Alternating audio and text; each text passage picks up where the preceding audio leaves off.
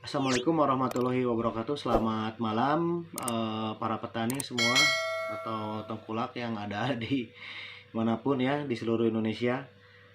Sampai hari ini hari Rabu tanggal 6 April 2022 ya. Kita sambil menunggu-nunggu di mana di hari ini hari keempat ya, hari keempat bulan suci Ramadan, di mana kita tidak to the point aja lah ya, tanpa berlama-lama lagi. Pasti butuh uang lah gitu. Siapa sih yang gak butuh uang di menjelang hari Lebaran kan, kebutuhan hari raya Idul Fitri. Kalau kita rinci pasti butuh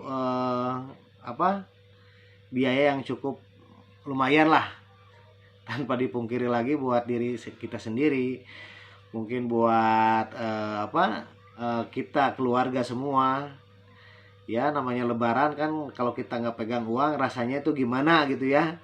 Yang namanya udah mau Lebaran, kalau kita nggak beli baju, nggak beli pakaian, kita sendiri, istri, anak-anak, rasanya gimana ya gitu. Sementara kita sebagai petani porang, saya juga sebagai pelaku usaha di porang ya, eh, turut khawatir. Dan situasinya sangat berbeda sekali di tahun-tahun sebelumnya gitu. Masalah harga anjlok atau turun ya mungkin namanya juga pertanian ya, hasil bumi ada naik ada turun gitu. Cuman dimana kalau di tahun sekarang ini sama sekali kita belum ada perputaran atau transaksi jual beli umbi produksi gitu.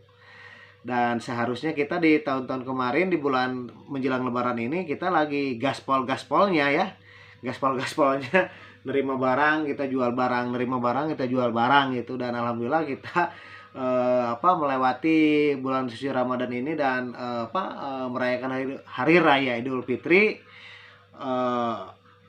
Emang kita punya perbekalan gitu. Kalau dilihat tahun-tahun kemarin, berbeda di tahun 2022 ini.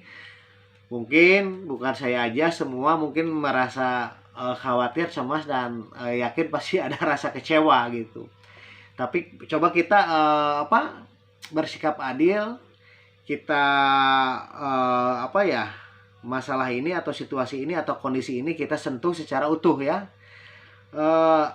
Kita kecewa sih boleh ya. Apakah kita mau kecewa sama porangnya yang dulu di hutan lalu diambil rame-rame, diperjualbelikan lalu dipindahkan ke lahan terus dibudidaya? Rasanya tidak adil juga. Apakah kita mau kecewa pada orang-orangnya, pelaku porang, tengkulak lah atau makelar lah lain sebagainya gitu? Kayaknya nggak adil juga gitu. Apakah kita harus kecewa dengan situasi dan kondisi seperti ini? Ya mungkin wajar. Jadi situasi yang tidak mungkin kurang bersahabat ini, situasi dan kondisi yang mungkin tidak menguntungkan buat kita semua selaku pelaku usaha di porang, baik petani, tengkulak ya, eksportir, semuanya gitu. Jadi rasanya tidak adil juga toh kalau kita harus saling menyalahkan. Istilahnya kalau petani menyalahkan tengkulak atau tengkulak menyalahkan eksportir gitu, atau misalkan petani menyalahkan orang pabrikan ya gitu. Jadi kita emang dipaksa, bukan dipaksa ya, emang mau tidak mau harus bisa menerima keadaan, kenyataan, fakta saat ini ya gitu. Emang harus kita terima gitu ya. Namanya usaha ada risikonya lah gitu. Bertani usaha gitu kan, jadi tengkulak juga usaha gitu, jadi eksportir usaha ya. Semuanya kita mungkin konsepnya berbisnis ya, pasti ada usahanya, ada yang namanya usaha, ada risikonya gitu. Nggak mungkin kita usaha itu terus berhasil, nggak mungkin kita usaha itu nggak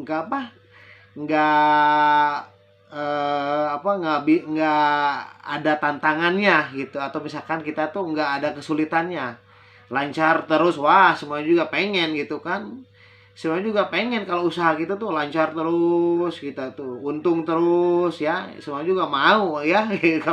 Kalau harus seperti itu ya, siapa yang nggak mau. Cuman kan semualah pasti pernah mengalami, baik di bidang usaha apa aja, pasti kita ada pasang surut gitu. Ya mungkin di tahun 2022 ini kenyataan, fakta, dan situasi dan kondisi yang kurang bersahabat emang harus kita terima. Dan setelah kami ingat-ingat, emang sahabat porang porang itu sempat dulu di tahun 2014 ya. Kami pernah sharing, kita ngobrol sama eksportir yang udah lama, atau katakanlah pemain porang yang udah lama, yang sudah bermain di tahun 90-an gitu. Jadi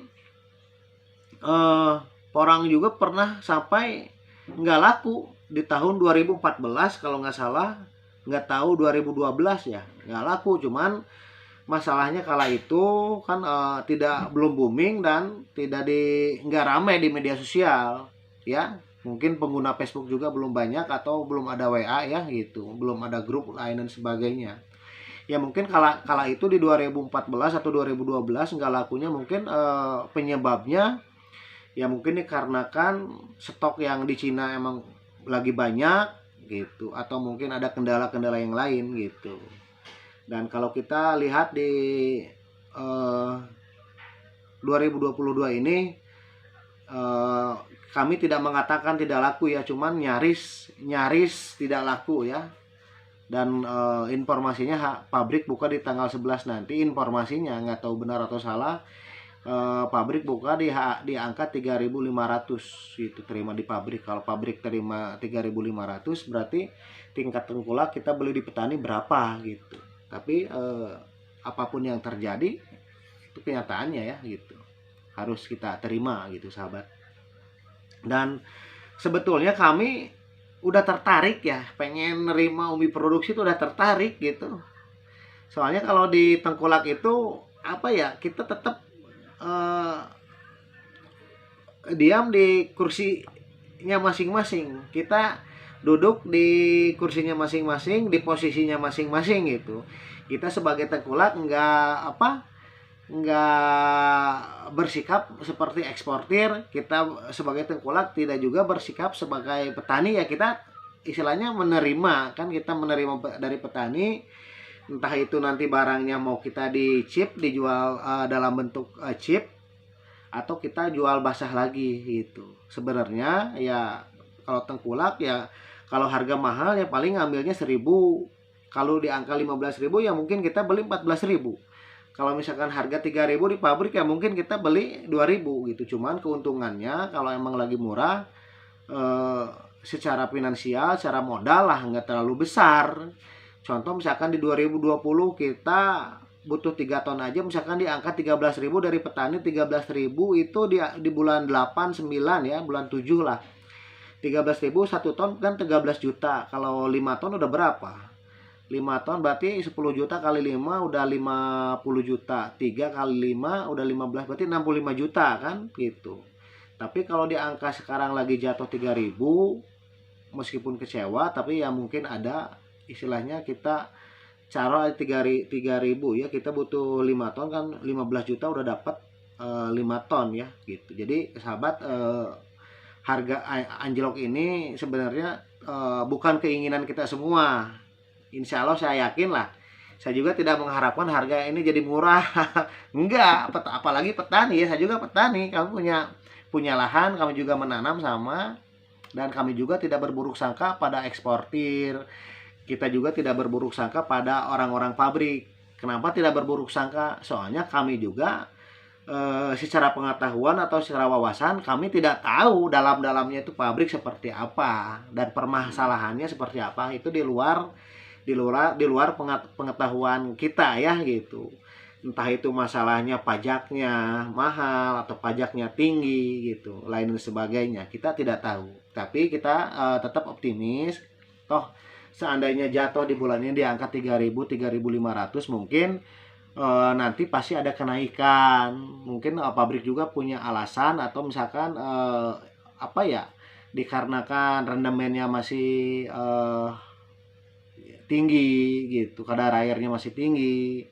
Nah mungkin nanti mudah-mudahan di bulan 5 itu ada kenaikan. Misalkan 3.500 bulan 5, 5.000. Naik lagi bulan 6 mudah-mudahan 6.000. naik lagi bulan 7 mudah-mudahan 7.000 gitu ya, kita kan nggak tahu gitu, soalnya eh, kita masih ada di bulan 4 ya, bulan 5 masih bulan depan, bulan 6 bulan 7 masih di bulan depan gitu ya. Kita berharap semua ada perbaikan di harga, jadi setiap bulannya ada kenaikan gitu. Tapi yang kita hadapi ini adalah menjelang lebaran ya, menjelang hari raya Idul Fitri gitu. Kami juga istilahnya ya turut merasakan lah gitu hari raya Idul Fitri ya. Saya juga nggak ada pemasukan gitu dari bulan 3 gitu ya. Kita dinikmati aja lah, enjoy gitu ya. Kita mengajak kepada semua pihak, baik petani, eksportir, dan tengkulak ya, mudah-mudahan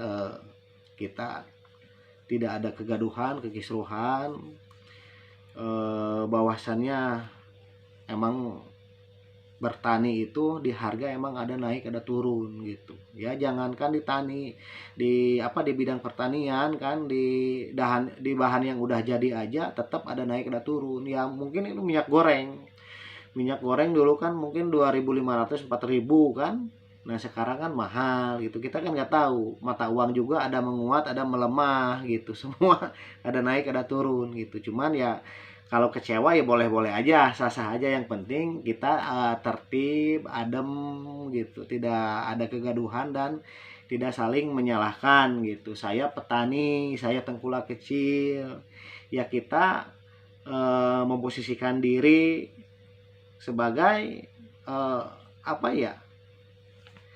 Sebagai pelaku usaha ya yang di bidang saya. Kalau kita lagi ke kebun ya posisi saya sebagai petani. Kalau kita udah buka gudang ya posisi saya sebagai tengkulak, itu aja ya sahabat ya. Tapi sekali lagi kami mohon maaf, eh, belum belum bisa ya menerima sebagai tengkulak kecil. Kami belum bisa menerima umbi produksi dikarenakan cuaca masih hujan. Soalnya kalau kami buka produksi nggak ada rencana untuk dijual basah, pasti kami rajangan, kami jemur. Nah di jemur ini kan kami juga ada rasa khawatir kalau misalkan hujan masih terus turun gitu kan, pagi panas, siang panas, sore panas, malamnya hujan ya. Atau misalkan pagi panas, siang panas, jam 2 udah hujan kan, itu juga beresiko untuk apa, kualitas jadi jelek atau berjamur gitu. Sedangkan untuk chip juga sekarang kan ketat ya gitu, jadi kalau jamur itu turun harga bahkan tidak laku sama sekali. Dan yang keduanya ini udah mendekati, kita udah mendekati hari raya Idul Fitri, mungkin nanti juga kami harus mudik. Dan jujur kami nggak mau itu kalau kami mudik itu pulang kampung ke kampung istri ninggalin gudang atau misalkan barang itu berserakan di mana-mana, ada di depan rumah, di pinggir jalan itu kan. Ya pengennya tuh gudang kosong, tapi ada hikmahnya kalau kami nggak buka sekarang toh kebanyakan pabrik-pabrik juga mungkin, atau misalkan CP-CP juga, atau bos-bos besar juga emang hampir 80% buka sehabis lebaran, tanggung gitu. Jadi tanggung melewati bulan puasa ini, tanggung kita melewati hari raya Idul Fitri, sesudah itu kita buka ya. Oke sahabat, semoga bermanfaat. Salam untuk semuanya. Mudah-mudahan kita selalu ada dalam keberkahan. Amin ya Allah ya Rabbal Alamin. Terima kasih. Assalamualaikum.